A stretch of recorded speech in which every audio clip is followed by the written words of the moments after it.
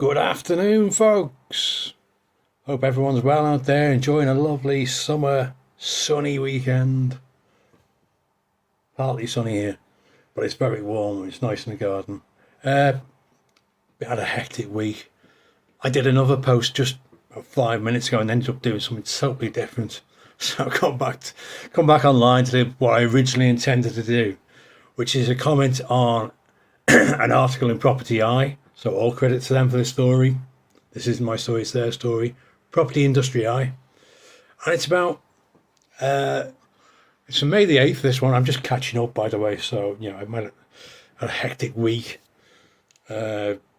Jesus, don't even go there. Anyway, Property Industry Eye, I've come out with this article. And I want to get some conversation going on this. See if anyone has noticed this themselves, if they have a letting agency or they're aware of this, if they're investors, etc. And what they're saying is letting agents across UK have seen a further decline in new landlord instructions as more buy-to-let investors leave the rental market, with some citing concerns about increased regulations and reduced flexibility in managing their properties. So, the Renters' Rights Bill, I think rightly is seen by investors as favouring renters rather than giving parity for landlords, and there needs to be a bit of give and take on this. And I think the Renters' Rights Bill, unamended, though the Lords are doing, I think they struggle with more to date to go in their initial review of it or looking at it. So initially, as it is, I think it does massively favour renters and potentially massively disadvantage landlords unfairly, in my opinion. And don't have to like my opinion, that's up to you. But it gives a lot of weight to rents. I'm not saying that there aren't rogue landlords out there, by the way. I know there are rogue landlords out there. I know there are rogue letting agents because I've dealt with them before. I've seen rogue landlords. I know rogue landlords, and I keep them at arm's length, believe me. But I keep an eye on them just in case one of my clients tries to invest with them. So what they're saying is that increased regulation. So they're talking about renters, but they're also talking about EPC changes to EPC, EPCC, and the increased information that will be needed to create the EPCC, and the changes in that policy that will mean that you will have to spend more money or be seen to spend more money to try and achieve a C rating. So the latest report from RICS reveals a net balance of minus 26%, moving deeper into negative territory from 19%. So that's a 26% reduction in the amount of landlord instructions. Looking ahead, the near-term rent expectations balance of plus 25% suggests further rental price rises over the next 3 months, owing to supply and demand. Basically, there's massive demand, certainly where I am, for rental properties, and that does fuel rent increases. I don't think that's a signal for landlords to start pushing the rents up, by the way. I think it's very clear that we, as responsible landlords, we need to keep the rents at a fair price. Yes, they need to be achieving market rate, or as I like to do it, just below market rate. I think that's fairer. So I try not to have my rents are always below market rate. I'm just thinking back to the properties I've got. Yeah, they're all below market rate, just below market rate. And don't forget, one of the reasons landlords need them near market rate is if they go to refinance that property, because most landlords buy on interest only, on fixed term mortgages. Lenders want to see that you have been regularly reviewing your rents. So lenders want to see these rents have been reviewed and increased and are around the market rate. Otherwise, they will give you reduced lending or they won't lend to you. So one of the reasons why landlords put the rents up. The other one is it's the cost of things, cost of building insurance, etc. There's costs of maintenance, costs of letting agents, costs of contractors. We're landlords, we're a business, we're in it to make a profit. I don't apologise for that. I just explain why people raise the rents. So anyway, Rick's chief economist Simon Rubinson, hope I said that name right, I'm not sure, added, with demand continues to grow, there appears to be little relief in store for tenants in terms of upward pressure on rents. I'd agree, yeah. Critically, even with the rise in the build-to-rent sector. Now, the build-to-rent sector is an interesting one, and I'll come on to that later, because I've seen another article, and it's just pinged something there. But I'll come on to that a little bit later. I don't want to make this video too long, because I want to try and put it up on a couple of different platforms, and there's time limits on them.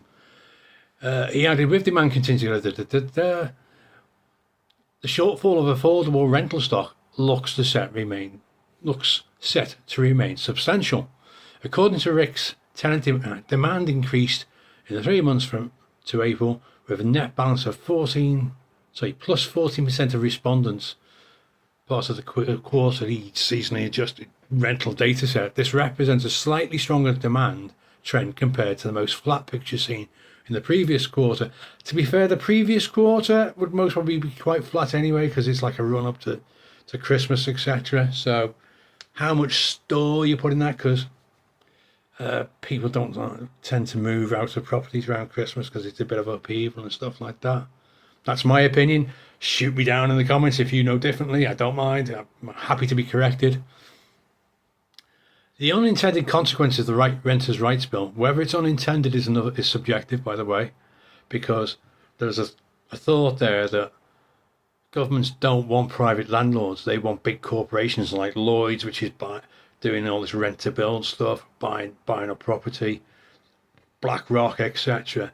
There's a feeling they want to have these big institutions rather than private landlords. So that's something to have a look at. Research yourselves, by the way. The unintended consequences are becoming more apparent as supply gets tighter. Massive demand here. I get estate agents, letting agents ring me up. Have you got any properties to rent? We're desperate. That's just how it is. A piece of legislation designed to protect tenants may ultimately push rents higher. We know that. They put rent caps in Scotland. They pushed rents higher. Together with tougher green regulations, so he's talking about EPC regs there, and higher mortgage costs. Yeah, rents, mortgage rates have come down again, but we've got to wait for the swap rates, and it's still a lot higher than it has been. However, historically, it's still lower than the historic average over the last 20 years. Jeremy Leaf, North London estate agent and former Rick's residential chairman, commented, over the past month or so, we have noticed considerably more tenant interest, but a resistance to paying higher rents. So tenants don't want to pay the higher rents because they can't afford it. I understand that.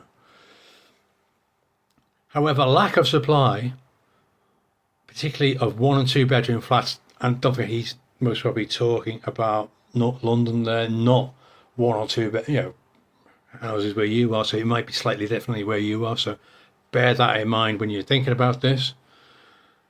1 or 2 bedroom flats in more popular areas, often prompted by landlords deciding not to renew, is preventing a more downturn in value. So what he's saying is landlords have decided selling me flat up.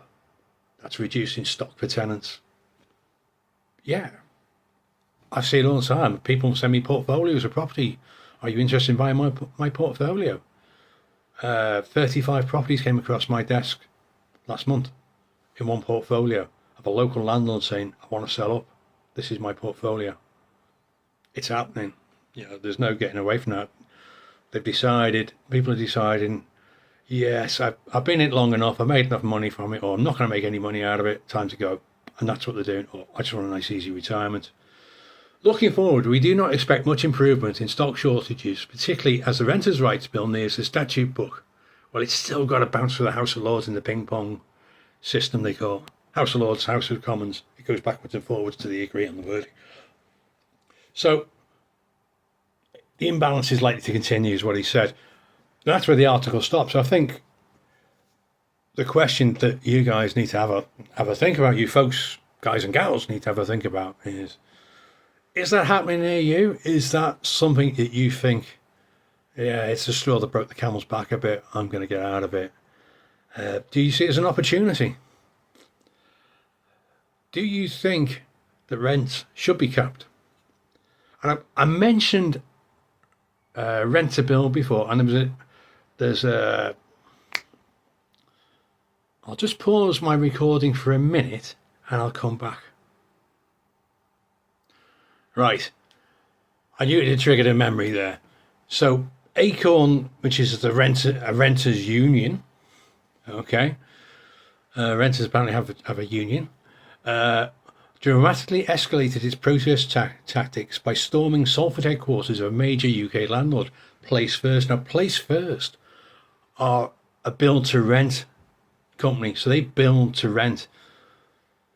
So these are, or that they're mainly a build-to-rent.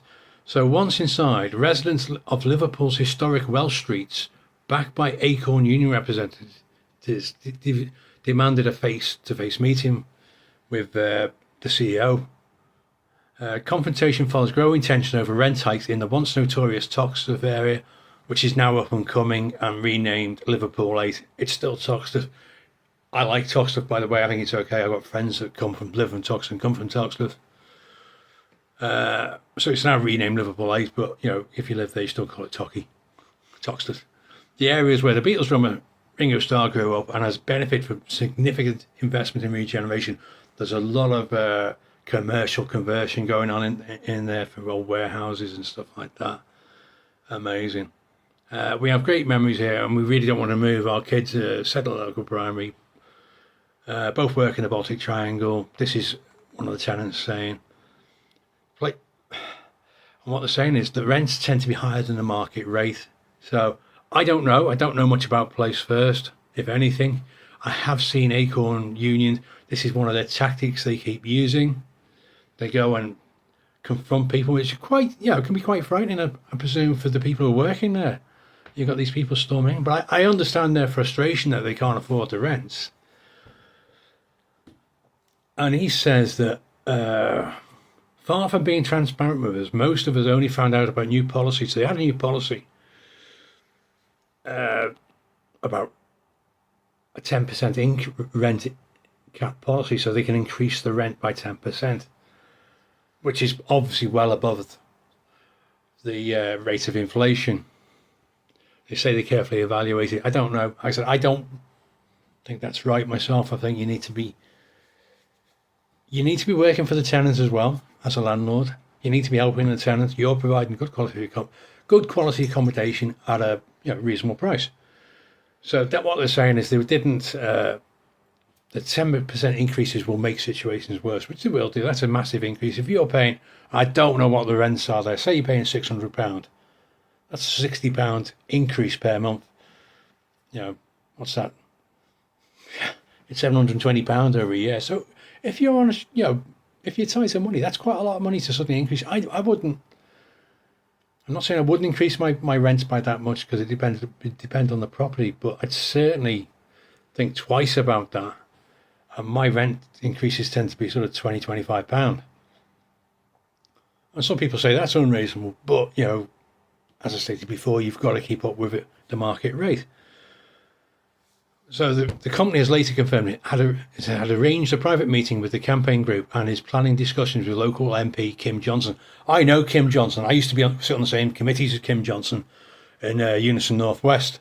She's a top grade MP, one for the people, no nonsense. What you see is what you get, and she'll tell you how it is.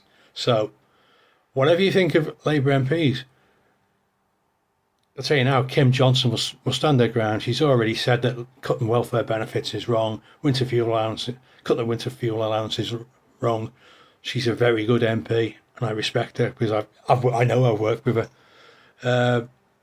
So that's what it is. So that's just a bit of background on that article there. So obviously you've got renters groups now trying to pressurise the government into not giving any way to landlords, which is a bit wrong to me. So anyway, that's my little dip into the articles for today. Let me know what you think in the comments below. Have you experienced this? Do you know of this? Do you know people who live on the Welsh Streets area? And give me some feedback. Have a great weekend. Keep moving forward. Don't let the bastards grind you down.